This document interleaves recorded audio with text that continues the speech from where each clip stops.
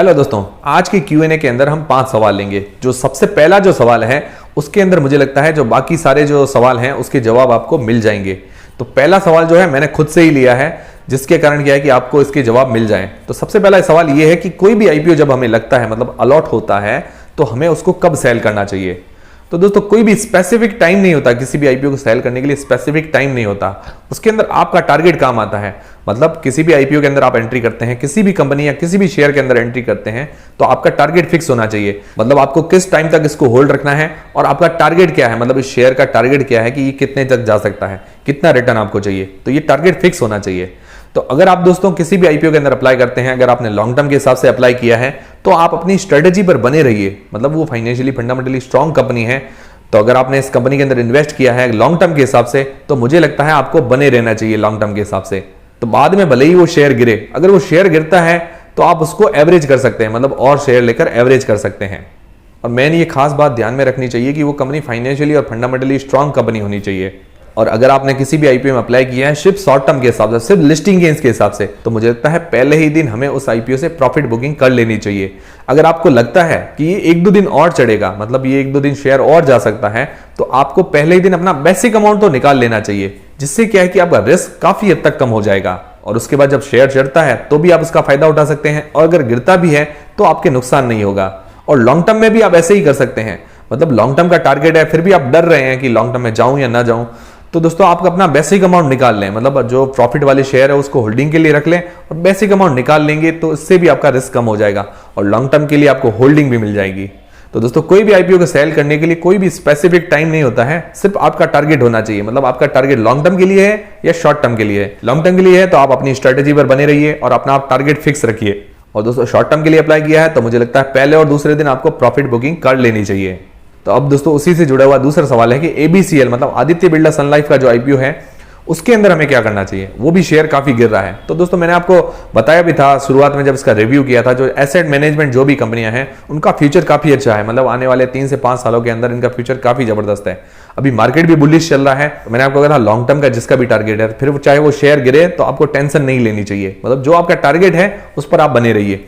अभी जब गिर रहा है तो आप एवरेज कर सकते हैं, मतलब और शेयर लेकर एवरेज कर सकते हैं। और बाकी दोस्तों ये शेयर मुझे भी अलॉट हुआ है, तो मैं भी इसको होल्ड करके बैठा हूं और मेरा इसके अंदर टारगेट है 3 से 5 साल का, क्योंकि जो एसेट मैनेजमेंट कंपनी है उनकी ग्रोथ अच्छी होने वाली है 3 से 5 सालों के अंदर। और दोस्तों मैंने कंपेयर करके भी बताया था एसेट मैनेजमेंट कंपनीज का, आदित्य बिरला, सन लाइफ, यूटीआई का, तो आप सर्च कर सकते हैं, पीछे नॉलेज जैज लिखकर आप सर्च कर सकते हैं। और दोस्तों एबीसीएल कंपनी जो है फाइनेंशियली फंडामेंटली स्ट्रांग कंपनी है, तो मुझे लगता है आप इसके साथ लॉन्ग टर्म में बने रह सकते हैं। और जिनको भी इससे एग्जिट होना था तो मुझे लगता है पहले, दूसरे या तीसरे दिन इससे आप एग्जिट हो सकते थे।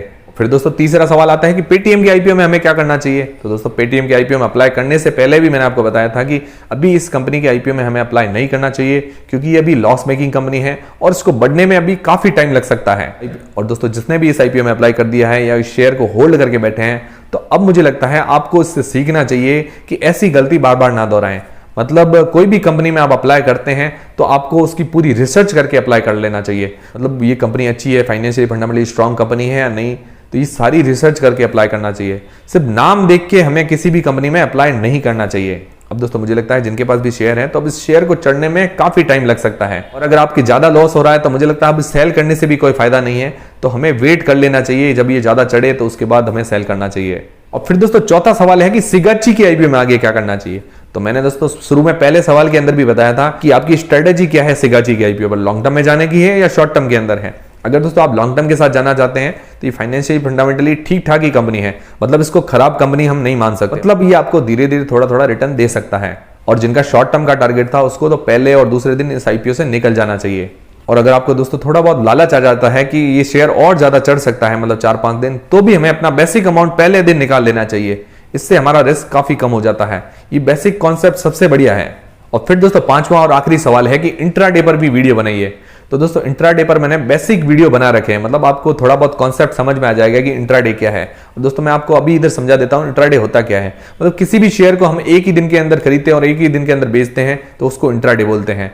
और इंट्राडे के अंदर हमें क्या है कि हमारे पास अगर 100 रुपए है तो हम 500-600 रुपए तक के शेयर खरीद सकते हैं। मतलब इतना मार्जिन हमको मिलता है।